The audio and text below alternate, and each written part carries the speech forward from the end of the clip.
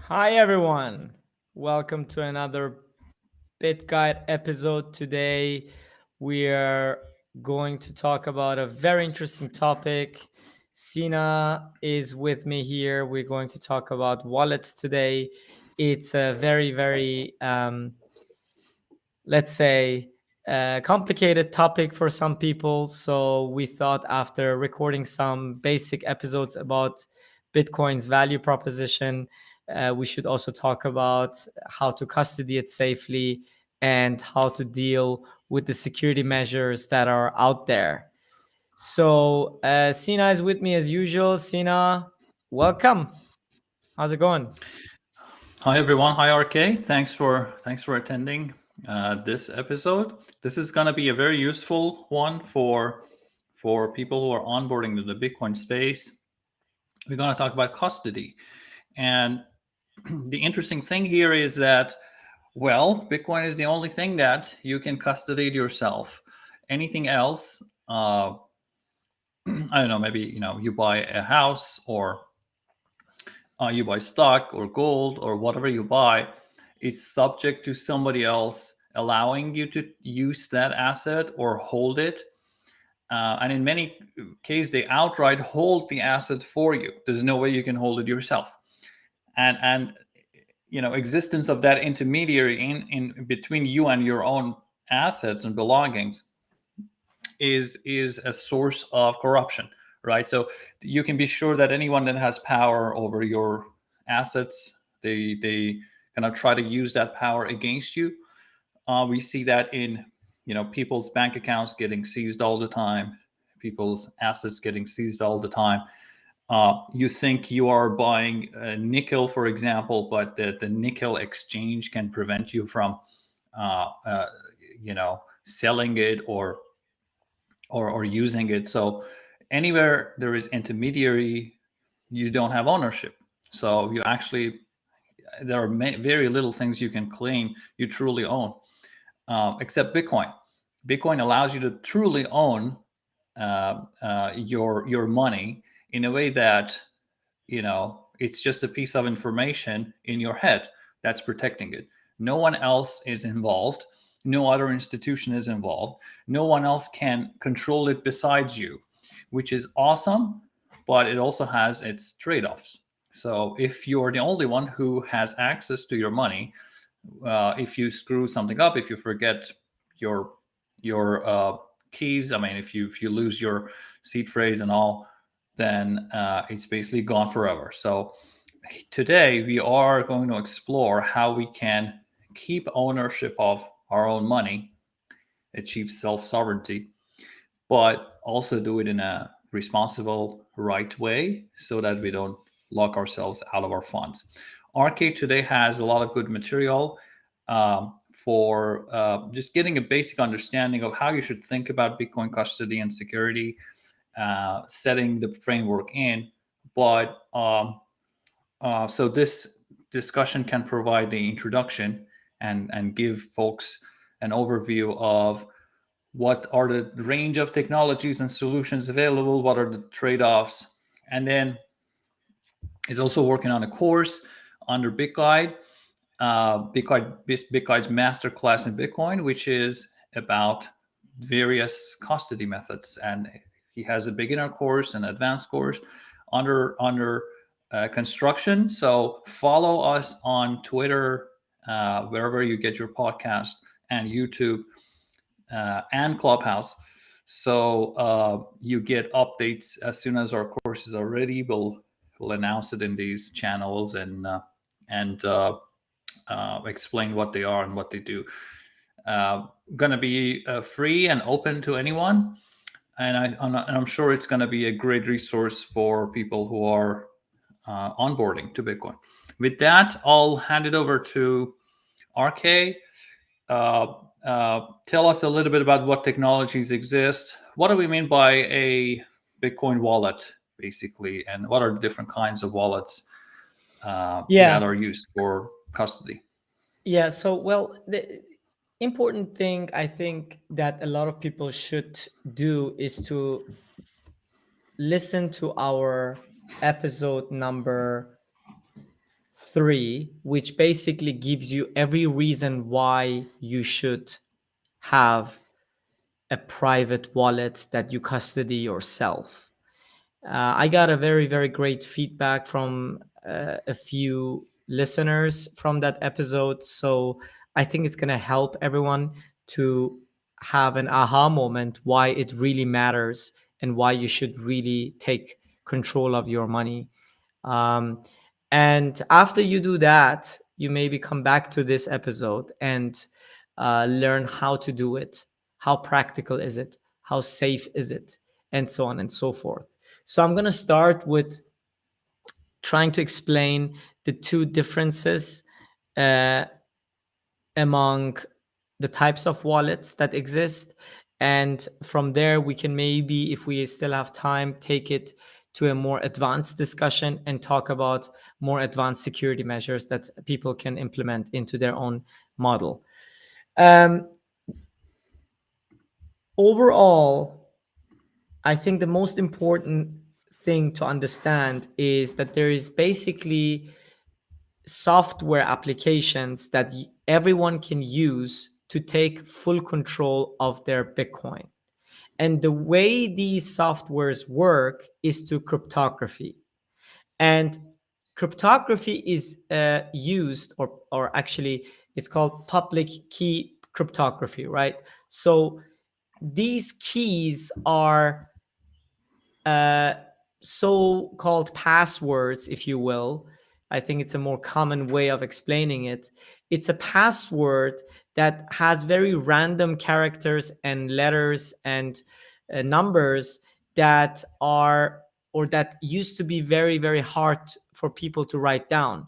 So the industry came up with very, very human readable ways of storing this information onto paper or onto digital forms of storage. So the way most wallets work today is on a BIP39 standard, which basically is a dictionary of 2048, I believe 2048 words.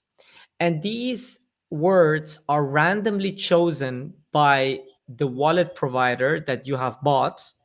And this wallet basically picks from this dictionary 12, 18, 20, or 24 words. And this basically is the secret that you need to write down on a piece of paper or preferably even on metal. And you should store this information in secret. So that is called the private key. The private key is basically the proof that you own the Bitcoin. It's actually the only way to prove that you own the Bitcoin, because Bitcoin is pseudonymous. There is no names attached. There is no legal form of, you know, proving everyone that you own a Bitcoin. It's just pure mathematic cryptography that you can prove to everyone else in the network that you are the real owner of that particular coin. So this private key makes that possible. That's number one. This private key, after it's generated, creates another key, which is called the public key. The public key then generates so-called Bitcoin addresses on your behalf. So these Bitcoin addresses, I always like to explain them like bank accounts or account numbers, if you will. So these account numbers are all leading to the same wallet. So they all look different, and you can indefinitely create as many as you want, but they all lead to your wallet. And the reason why you have so many different and why you should use for every transaction a new address is because you don't want everyone to know how much Bitcoin you have. Let me give you an example. If I buy today a car from Sina, and Sina is accepting Bitcoin, and Sina gives me his Bitcoin address A, and I send him 1 Bitcoin, and 1 year later, Sina sells another car to another individual, and he uses the same Bitcoin address. I can see that address because I know that address belongs to Sina. If I just memorize that address or write down that address somewhere on my computer, I can go on the blockchain because the blockchain, the Bitcoin blockchain, is a public ledger, right? Everyone can see everyone. So I can go ahead and put the address of Sina into the blockchain and see exactly how much Bitcoin there is. But if Sina wants to protect himself from me knowing how much Bitcoin he has, he can go ahead and use another address, address B, address C, address D. So all these addresses lead or are generated from the public key, and the public key is generated from the private key. And every time Sina wants to move one of these coins from one of these addresses, he uses his private key to sign the transaction. So that's how a wallet works. Now, let's talk about the two different types of methods on how the wallet provider can basically provide you the software with. One way of doing all of this is completely having everything completely online, which is a so-called hot wallet, right? So in a hot wallet, it's called hot because it's all online. Your private key, the secret that you write down and nobody should know, the one that proves that you own the Bitcoin, is on the device that has internet connection. And also the public key. So you have both the private key and public key on the same device that has internet connection. Whereas the cold wallet, that's why it's called cold, you have your private key on a device that has no internet connection, but rather on a device that has uh, basically an isolated form of hardware, basically, that you can purchase from different manufacturers, which keeps the private key always away from any device that has internet connection. That's basically the idea. And the reason why you want to do that is in order to keep your private key away from any bad actors, from scammers or from, hackers who may hack your computer and steal your Bitcoin. So for that situation, the most secure way of storing your Bitcoin is to use a hardware wallet where your private key is stored offline. Maybe you can summarize that and we can go ahead and talk about the rest. Yeah. So a nice way to think about how Bitcoin custody works is imagine you live in a apartment complex, so many people, and each of them would have a box, a mailbox, right? Imagine each of those mailboxes are just an account where you can receive money, and some people might have multiple of those for whatever reason.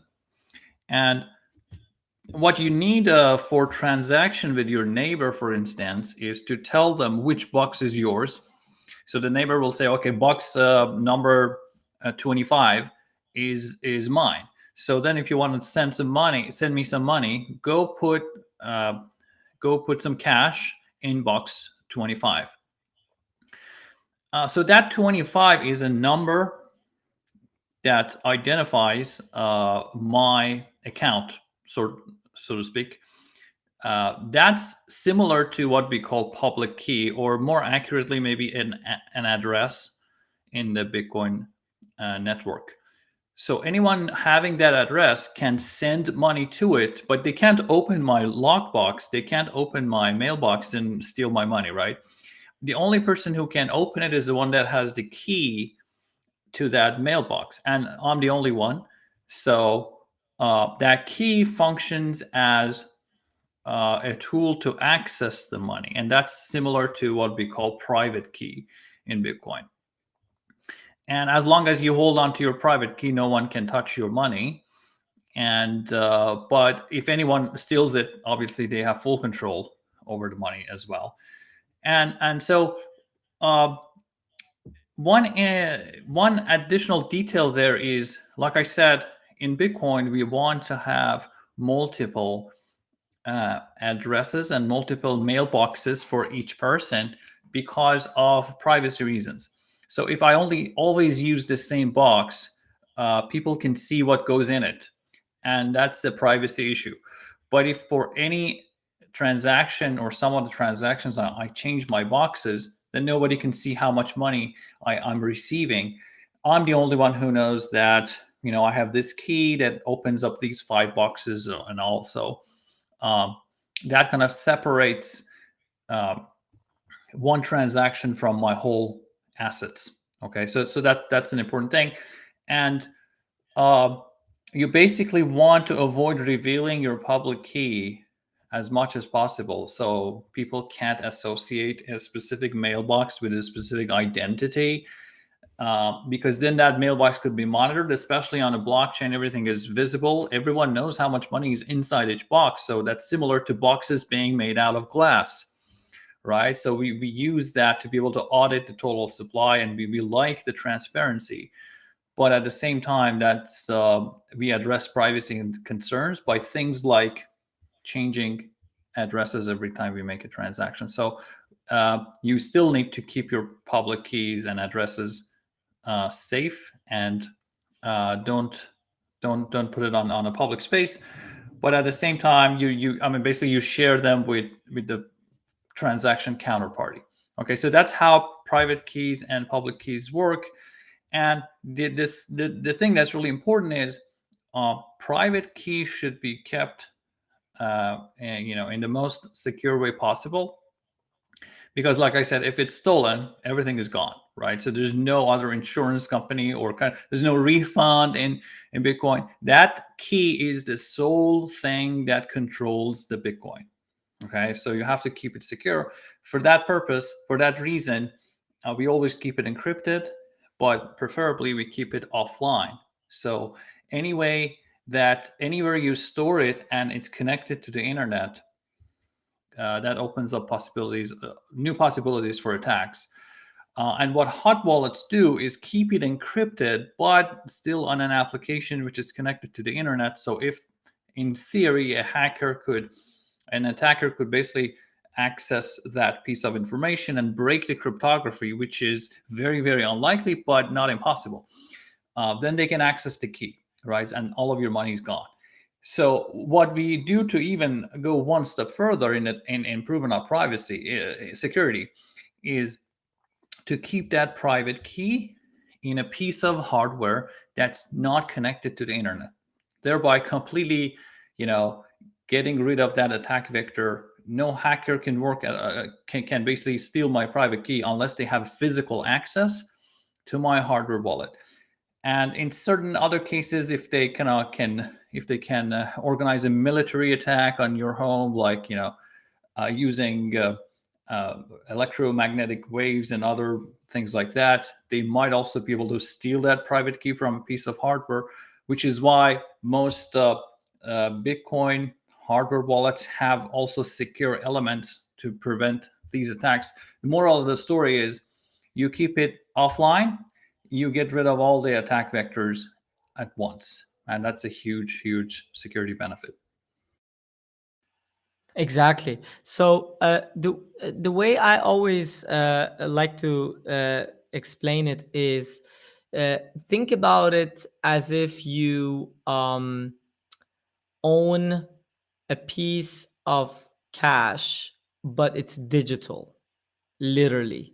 So if you lose the cash, obviously it's going to be gone. cash is a final form of payment. If you lose that piece of paper, it's irreversible. You cannot get it back unless you find it again, right?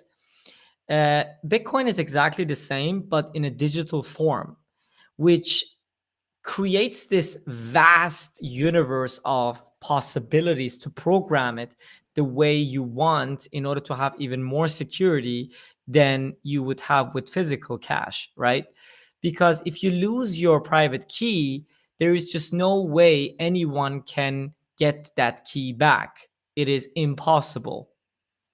And that gives the freedom of you being able to basically memorize cash. Basically, if you memorize the 12 words, you literally own the cash inside your head. And if someone shoots you, that money is going to be gone with you, right? That's why Michael Saylor, for example, is famously known for saying that Bitcoin is the only asset you can actually take with you into the grave, right?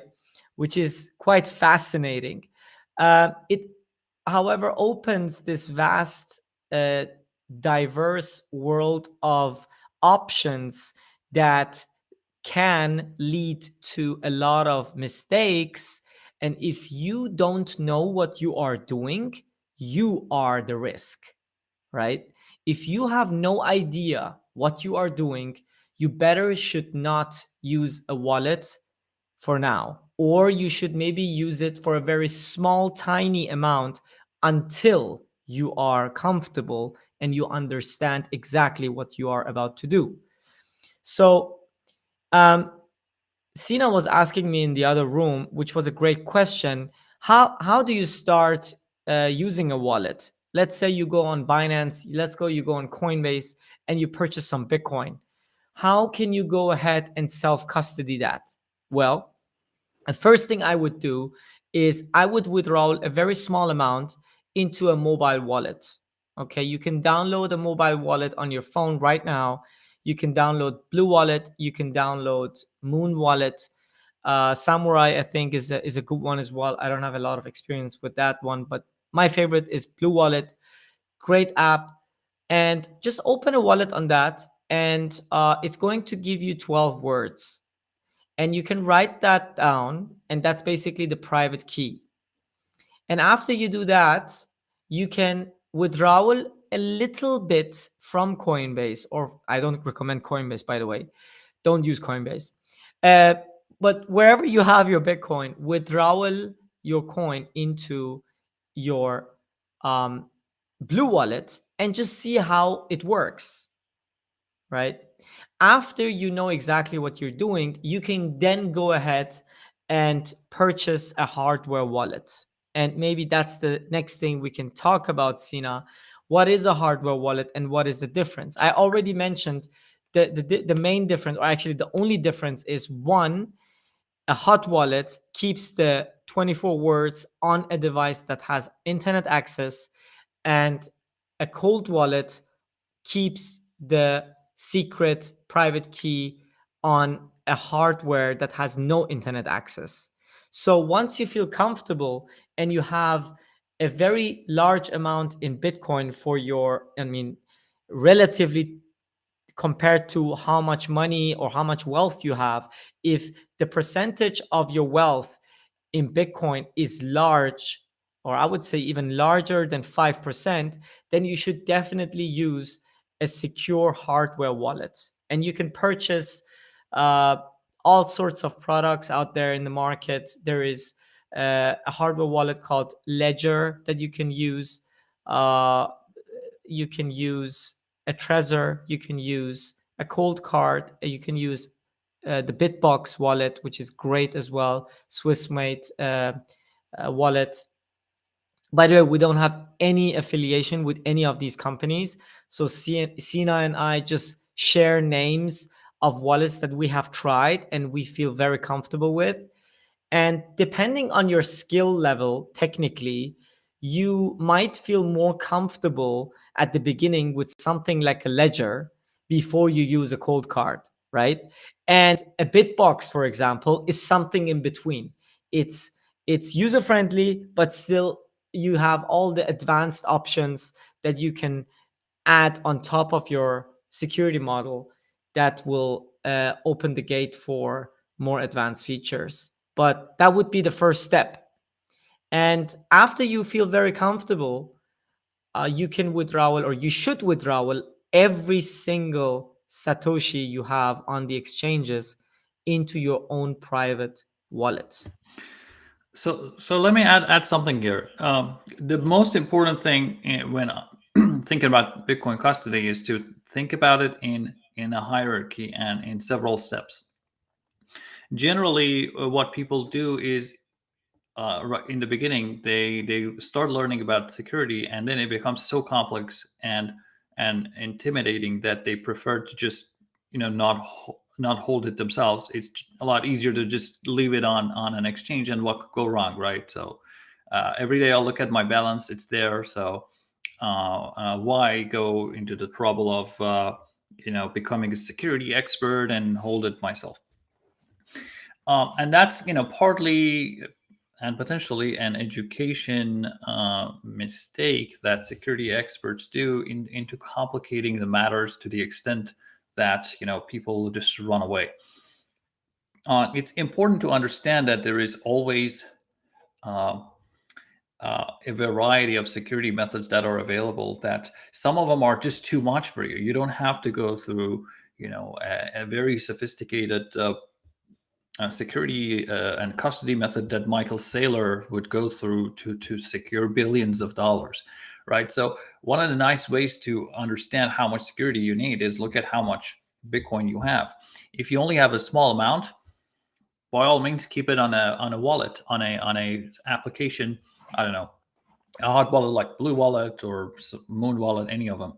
They are very, very good and secure, and much better than keeping it on an exchange where it could be rehypothecated and stolen at any time, or multiplied by because they use fractional reserve methods. So you may not even have an actual Bitcoin on there. It may just be a number on the screen, right? So keep it in your custody using an online, using an application like Blue Wallet, for instance. That's still orders of magnitude better and than keeping it on an exchange. And while you do that, as you're building conviction and buying more, your need for security will increase, and so does your knowledge. As your security knowledge increases, then you can graduate towards a hardware wallet. And then also there are multiple hardware wallets. Some are easier, some are harder. And while using a hardware wallet, you can also increase your security by multiple other tools that are available. So there's a way to just use the basic functionality of a hardware wallet. Basically, just withdraw your coins to it and create a seed phrase and secure that seed phrase. That's all you need to do at first. But if you have a lot more coins, then other issues emerge. Um, how can I keep it from? How can I keep my seed phrase from a flood or a fire or even like forgetting, um, especially if you're keeping it for a long run, right? How do you do that? So then you add more layers of security on top. And you don't have to know all of these advanced methods in the beginning. You may not even have to implement the most sophisticated one at all. So it's just about learning what are the array of options and which ones are right for you at the moment. And there's always something better than keeping it in somebody else's hand. Yeah, I mean, the way I always explain it to others is that you need to understand that you, at the end, are the biggest risk here. If you don't know what you're doing, and I think I said that already, but I'm going to say it again because it's so important. If you have no idea what you are doing, you have to immediately stop and uh, do what you did before. before you go ahead with what you're doing, or do it with a very small amount because you're risking, right? So that's one thing. The other thing is, once you start to accumulate a lot of Bitcoin for yourself, you have to consider all sorts of scenarios that might happen and your options. One of the options is, what if, for example, you have your Bitcoin at home and your house burns, right? In that case, you should better have your seed words not on paper, but rather on metal, right? That's a very, very logical thing that you should think about in that case. Or what if there is someone who breaks into your house and steals your seed phrase? What can you do there, right? These are all questions you need to consider.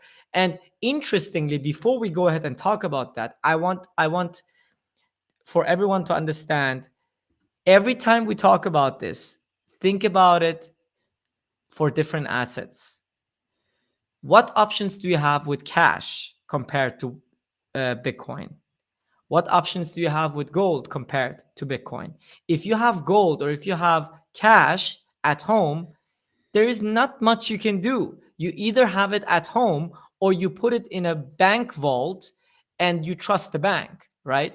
But with Bitcoin, the beauty of Bitcoin is you can have Bitcoin at home and you can have a backup somewhere else safely. So you don't have to, but you can. But that optionality shouldn't make you go crazy and say, oh my God, this is not safe. Do I really have to do that in order to keep it safe? The answer is no, you don't have to. But because of the beauty of Bitcoin's optionality, people get confused and believe they have to do all of this in order to be safe. And the truth of the matter is that's not the case. You have all these options, but you don't have to do them in order to be safe. In reality, you actually should do what you understand, because that's the most safe thing to do. But let's say you become more advanced and you don't want to trust your own house, and you want to put your Bitcoin not in your own place because you're not planning on selling your Bitcoin for the next 5 years, right? Well, you can rent, for example, a secure bank vault, or like all these gold dealers offer these vaults, these secure vaults, right? So you can put your seed phrase there, for example, and you can keep the hardware wallet at home with a pin on it, right? If you do that, then you have the security of the pin, and the seed phrase is not at home. So if anybody would break into your home, they don't have your seed phrase, right? And of course, you can go further and say, okay, what if the bank vault is corrupted? What if someone breaks into the bank and steals my seed phrase from there, right? Well, banks offer actually insurance for gold vaults, right? Which is quite funny because you don't actually need that insurance with Bitcoin. And here's why: you can add a passphrase on top of that seed phrase and just memorize it. And of course, you should write it down and not only memorize it, because if you forget it, you're going to lose the Bitcoin. And if you have a passphrase on top of the 24 words, even if someone breaks into that bank, they cannot get your Bitcoin. So if you want to recover your Bitcoin, let's say you lose the hardware wallet, you want to recover the Bitcoin, you will need the 24 words plus the passphrase on top. That makes the whole setup a little bit more complicated. If something happens to you, you need to make sure it's written down somewhere, or some of your relatives know what you did, right? But it gives you at the same time the benefit that if something happens in the bank vault, you don't have to worry. Or if you carry that seed phrase on the street with you and someone steals it from you, you don't have to worry. because there's an additional passphrase on top of that. So let's wait here for a second. The simplest way to secure your Bitcoin is to create a and store your own seed phrase. If you hold it on a hot wallet that's self-custodial, meaning uh, your private keys are in under your own control. If it's a hot wallet or if it's a cold wallet, in both cases they produce seed phrases for you, um, which is basically, so you write them down, and this is the core way you access your money. This is similar to what I said, holding your own key in the apartment complex. That key, just to be able to make it easier to store, people have converted into 24 or 12 words, depending on the technology you're using. Those 24 words are, simple to write down and hard to make a mistake, as opposed to, a long string of scrambled characters. So that's why basically it's turned into words. And then, like we said, you keep it completely offline, because if it's stolen, everything is gone. And the simplest way to do that is to write it on a piece of paper. But paper is can get destroyed easily, so you may want to actually keep it on a piece of metal. And there are many solutions out there by various companies that provide resistant and resilient media on which you can write your seed phrase. So you keep your seed phrase offline and you secure it. Okay. But then the problem is there's only one secret that holds all your wealth. And that's itself a concern. If you lose that seed, written seed, or if somebody steals it, everything is gone, right? So to add one more layer of security, we create two secrets. That's like creating a mailbox that needs two keys to open. Okay, in this specific case where Ark is explaining, we have 24 words, and then we have a 25th one that's separate, and that 25th word is not actually a small word. It could be any length. You could write a poem. You could you could write anything. It could even be a recipe to your favorite meal. I don't To just recommend make that, it, but okay. yeah. So I mean, you have freedom in choosing that, and uh, it's really hard to, just by looking at it, say it's a secret. But if it's a plate on which you have written 24 words, everyone with minimal knowledge knows that this is a secret to Bitcoin, right? But 25th word, some people even just write it, and write it, like I said, some kind of generic sentence or whatever, that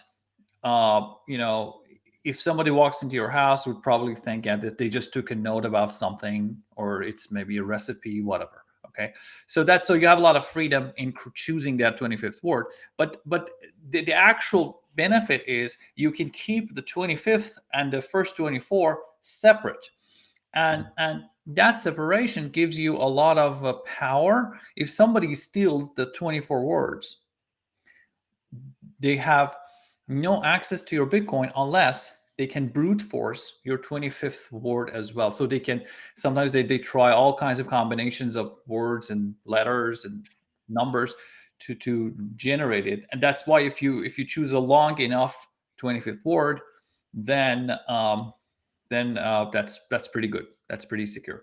So the only way somebody can access your money is if they have the 24 words and the passphrase, which is the 25th one, right? So Yes. that creates a lot of power in your hand, to be able to secure things in a way that um, it's hard to compromise. Even if somebody steals one piece of secret, the second one could be kept somewhere else, separate, where nobody knows except you. So that's a huge amount of added security. And then um, another method that's similar in the spirit but different in technology is multi-sig. So these, what Arki was explaining about passphrase is still the same long seed phrase, which is broken down into two pieces. So once you're recovering your Bitcoin, you have to provide both pieces of information. They get combined. They create one larger seed, which will then use as your key to open your Bitcoin vault on the blockchain. But multi-sig uh, uh, has integrated technology in which several seeds are needed to begin with, and they could be any number and distributed in different ways. So, what is multi-sig, RK? Explain that a bit to us. Yes, so multi-sig is a very sophisticated way of storing Bitcoin. It is actually not as difficult to do as it used to be. I think you can even do multi-sig on Blue Wallet today, which is quite amazing. But ultimately, to make it very simple as an explanation, it gives you the option to use multiple wallets to create one wallet in combination with these multiple devices. And you can choose how many of these devices should sign any transaction in order for the transaction to be a valid one. Let me give you an example. Let's say you purchase 3 hardware wallets: a ledger, a cold card, and a Trezor. Okay. Each of these hardware wallets give you 24 words. You write them down, you back them up securely. And after you do that, you combine all 3 of them, and you can use a software like Sparrow, for example, or Spectre, and you create a vault, which is called a multi-sig vault. And by creating this vault, you pick these 3 devices that you export into the software using your computer, and then it creates a vault with Bitcoin addresses. It looks just like a normal wallet, but if you want to sign a transaction, you need at least 2 of these 3 devices. You can also make a 3 out of 5. You can make a 5 out of 10. But the more devices you use, the more complicated it becomes, and the more um, uh, cumbersome is the backing is to back everything up and to store everything securely. So the most common one is either a 2 of 2, I think. Yes, a 2 of 2 or a 2 of 3, right? So if you have a 2 of 3, for example, you can put each device in 3 different locations, and it gives you this bulletproof, absolute certain bulletproof way of storing your Bitcoin. I always say multi-sig is like a dream for a security model, in my opinion. If you understand it, you have to use it. It's just so amazing.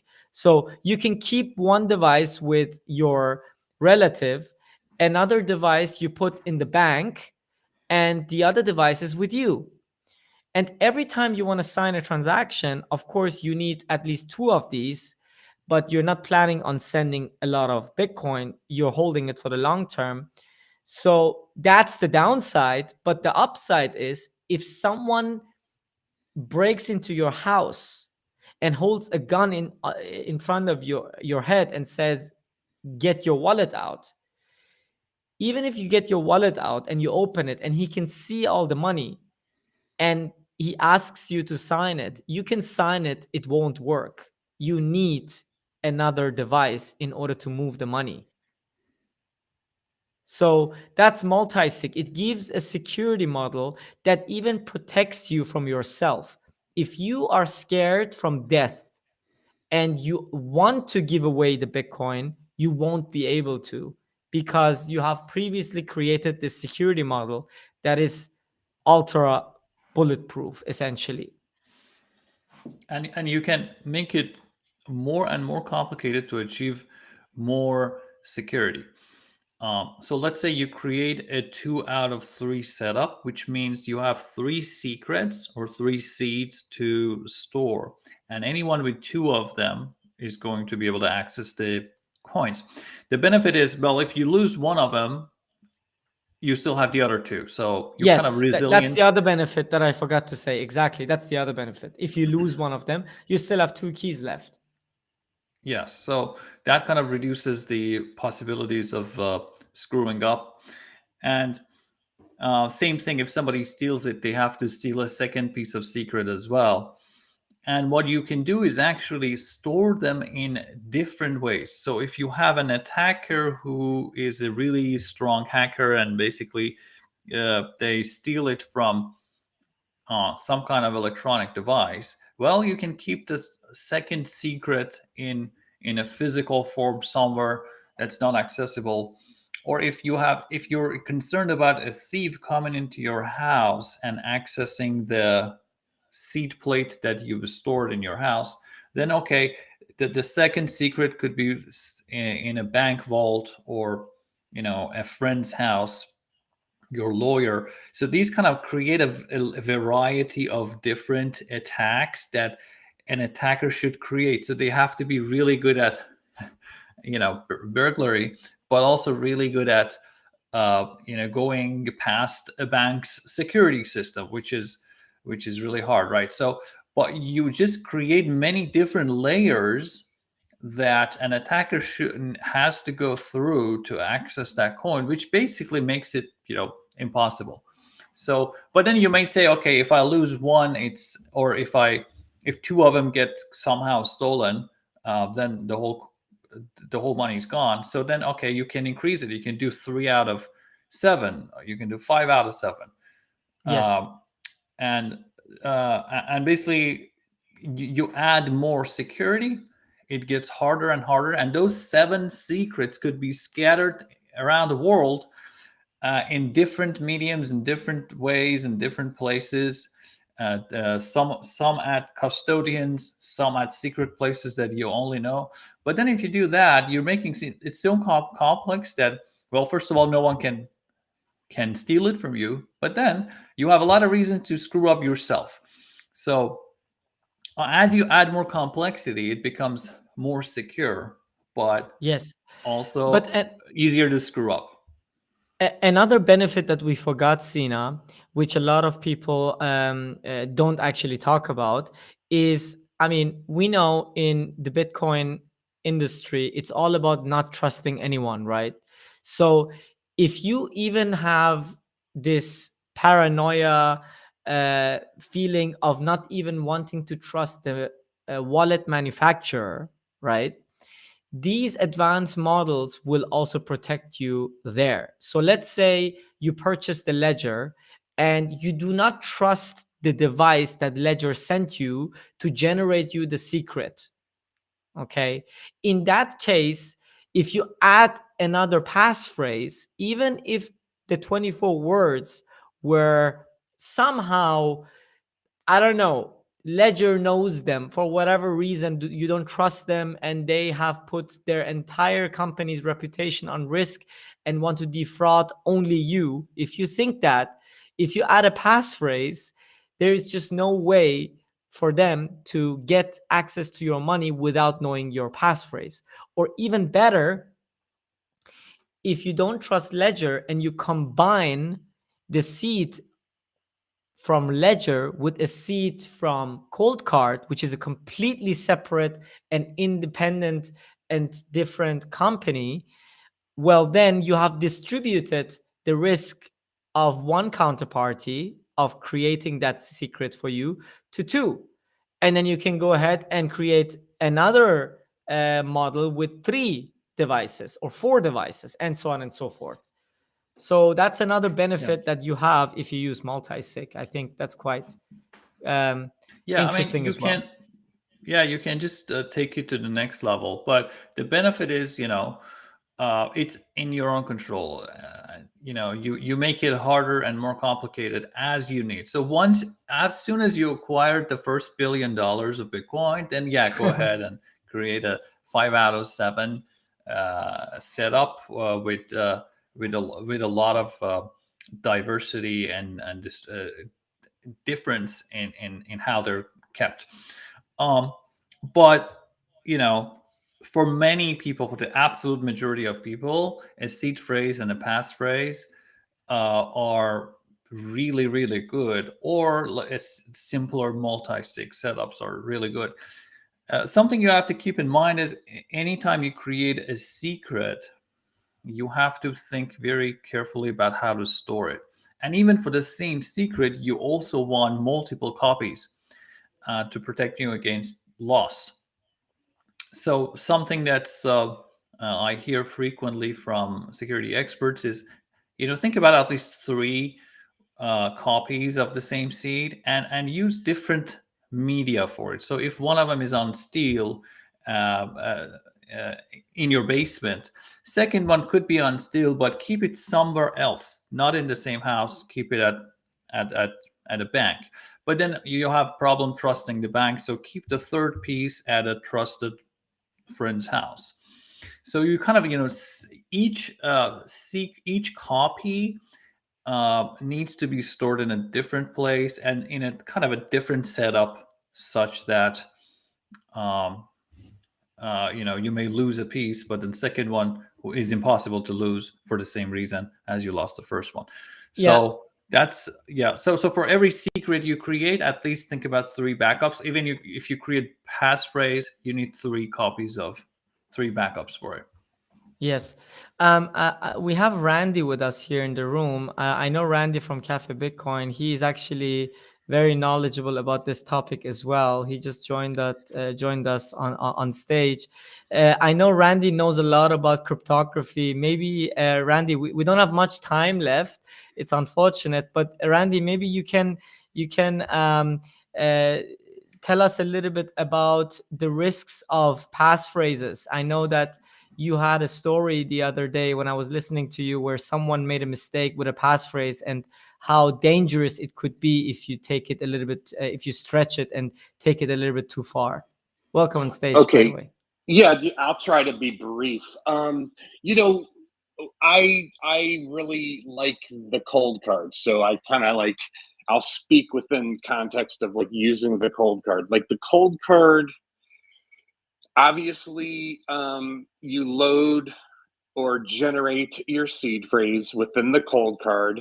Maintain like air gapped all the time. Never connect it. For like maximum like security or whatever. As far as like air gapping within the cold guard, you have the option of entering a passphrase. The passphrase is alphanumeric, and there are some special characters. I don't know exactly what they are offhand, but you have the option of using, alphanumeric or special characters. The limit on the cold card is 100 characters. I think that that's more than enough as a 25th word. Just to clarify, I don't know if you already did this, but um, sometimes people use passphrase or 25th word interchangeable. That's completely different than like if you're using a pin or something else to actually log into the device. So the 25th word is an additional. You can look up like salting in kind of like cryptography. It's like you're just adding a little extra entropy or something to the actual um, private key. And what's one of the most critical things to understand is that you can actually use, like, for instance, you have your root. I'll use root seed phrase, and then you add an additional 25th word. Like, say you add the word alpha to it. The if you went Okay, the root seed phrase leads to a wallet.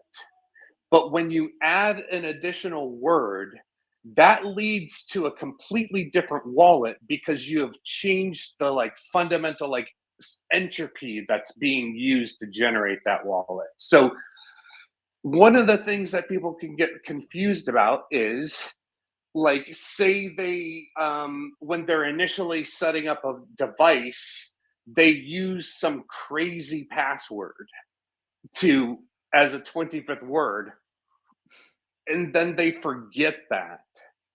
And they're like, "Well, I'm putting in my seed phrase," and they've forgotten some crazy password. And so it's so critical to, like, I really suggest, like, don't, like, go too far. Like, it's okay to learn this stuff in, like, increments. Don't get out of your comfort zone, because you can always grow and, like, get more knowledge and, like, increase your security. But if you get over your skis or something and you do something crazy and you can't recall what you did, like, you're gonna get into a pinch, because nobody can help you.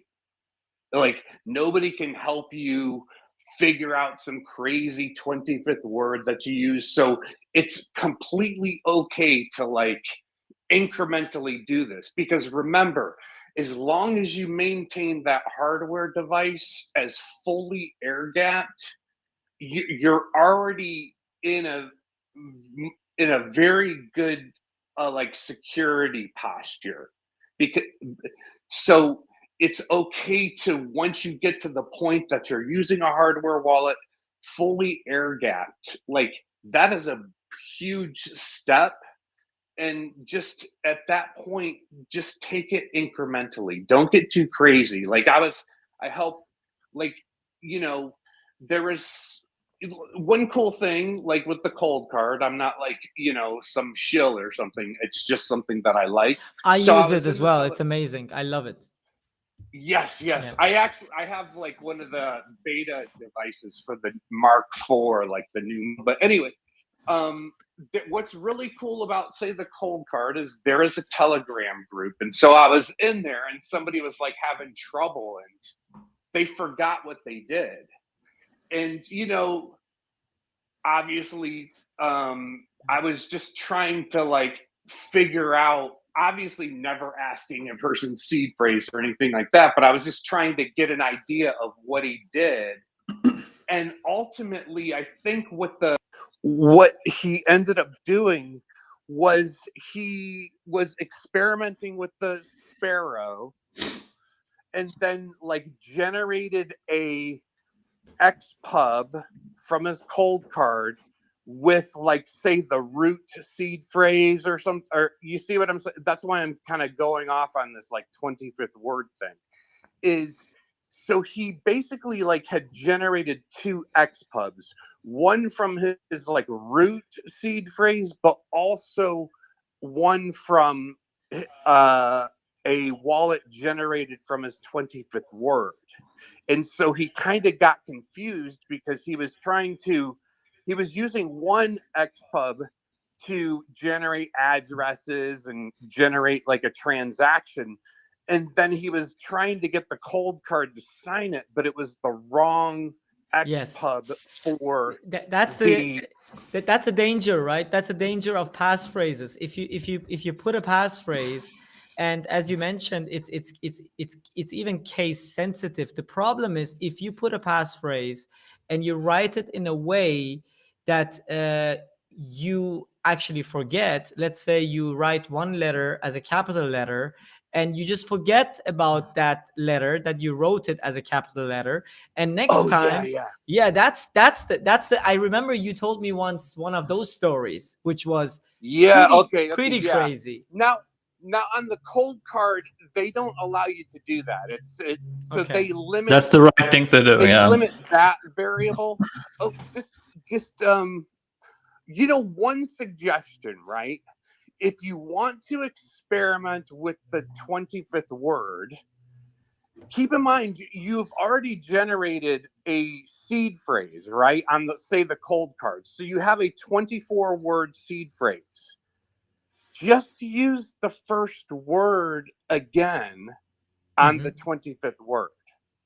That's like a nice little, like, baby step into using the 25th word. Just be redundant. Just use the first word of your seed phrase again for the 25th word. Something like that. Something very simple, so you can get comfortable with that. So that Yes. I'm just throwing that out as a suggestion. Yes. Yeah, you just came into the room. We were talking about all the benefits, but as you said, the downside is sometimes not, I mean, I would even say right now, most of the time, much bigger than the upside because most people still don't understand what they're doing when they put a passphrase. I also don't suggest it for anyone. I always explain it to everyone and I let them choose and I also explain them the dangers. But the danger is if you forget that, if you write it down wrong and you forget it, the problem is the wallet next time is not going to give you an error. It's going to work. If you put the passphrase wrong, it is going to work and it's going to show you a balance of zero.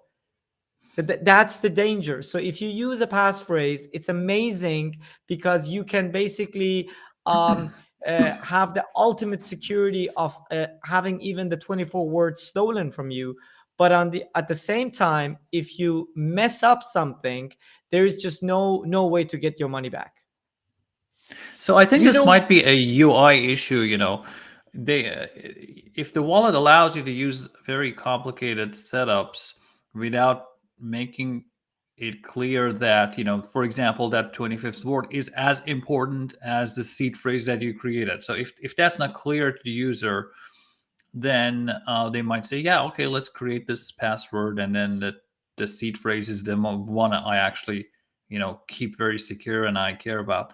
So but for some reason, these errors, these user complications happen a lot, which tells me there is something that to be changed with education or the way people promote more sophisticated tools. So it's basically, yeah, go ahead. well, there are prompts on the cold card and other devices that say like there's usually some kind of prompt that says you're doing something important, like pay attention. So but keep in mind, see, part of the problem here is that, like, these devices like the cold card, they're not like general purpose like computers. They're very simple computers that have a very specialized function. And so you have to understand that, like, the normal kind of alerts and stuff like this that you get in like a regular like desktop computer, that's not really possible because you're using a very primitive device that is specialized for a specific purpose. And that is important because it reduces the potential attack vectors and hacking issues. And so it's really kind of, and again, this is why I emphasize, like, take baby steps, Yes. because it is very new to a lot of people. And so, and it is, you're dealing with very primitive kind of cryptographic functions. They're primitives, right? And so I'm not sure. See, okay, so part of the issue is there's always a trade-off. The more functionality you add, the more user experience you add, you're increasing the threat potential. And so that's part of the, like, trade-off there, and why people need to get find their comfort zone and then grow into that comfort zone, and then they can increase their security and this kind of stuff. So Yeah. it's go ahead. Yeah, it's a I mean, we could go along for like 2 more hours, to be honest. This is such an interesting topic. um I think there is one more person on stage. BT, did you have a Yes. Hey, question? RK. Long time no see. I've been seeing you after a while. Trust you've been doing good. So yeah, interesting. What Randy said about. I don't have a question. Yes, I have a quick question. For the 25th word, Yes. what is your opinion on? Should it be a BIP word, or I mean, should it be? Or should it be a random other word? Another comment that I had on the cold card does acknowledge, right, for a passphrase, in the sense that when you enter a particular passphrase, it does show an ID kind of a thing, like what RKU said mentioned a bit earlier. For example, if I have my 25th word, let's say uh, with the A capital, and when I re-enter it again later to check it out, I do not enter the capital letter, it will still open and show a zero balance. To avoid this, cold card does have a thing, right? I don't know what it exactly calls it, but does show an I ID kind think, of a thing before you. yeah, I Yeah. think Randy knows the answer to this There, question better. every wallet that you generate has a fingerprint. It's a unique, series of letters and numbers that is derived from the Right, actual right. wallet. That, But in the UI, in Cold Card, I definitely know that it shows it, the ID kind of a thing when you before just opening the wallet, right? But I don't know if about Ledger or Trezor. I'm not sure if it is there in the UI. okay, I so there's a couple different things. When the cold card first boots up, you enter in the first half of your PIN, and then it shows you a couple words. Those are like anti-phishing No, no, Randy, words. yeah, yeah, I'm quite. Okay. I know. I mean, you are a pro on Cold Card, and I kind of know it a bit. I mean, just to pass by. What I'm saying is, when you enter a passphrase, even and when you, I mean, enter it, it just shows you an kind of an ID, right? A alpha, I mean, 6 7 digit That's the alphanumeric fingerprint. ID. Yeah, Right, That's the right, fingerprint. right. I mean, fingerprint. That's the fingerprint. yeah, And and let me that explain you kind of why. exactly. Let me explain you why Yeah, yeah. I mean, you get to see that. I understand. Okay, I was just trying to say that that is kind of an acknowledgement to show you that you are opening that ID. If I did it with a passphrase with, let's say, a lowercase letter, which was not my actual wallet, it'll show a different fingerprint, right? And that would make me understand. I was just trying to say that that's a small prompt in the Yes, UI, Yes, yes. which kind It's a of yes, you're lets right. you confirmation. know. Yes, that's right. You're right. That's a good that's I forgot about that. Yeah. And I Cold just wanted to cold ask card about that question on cold 12 card bit does word. Should it that. be a BIP word or not?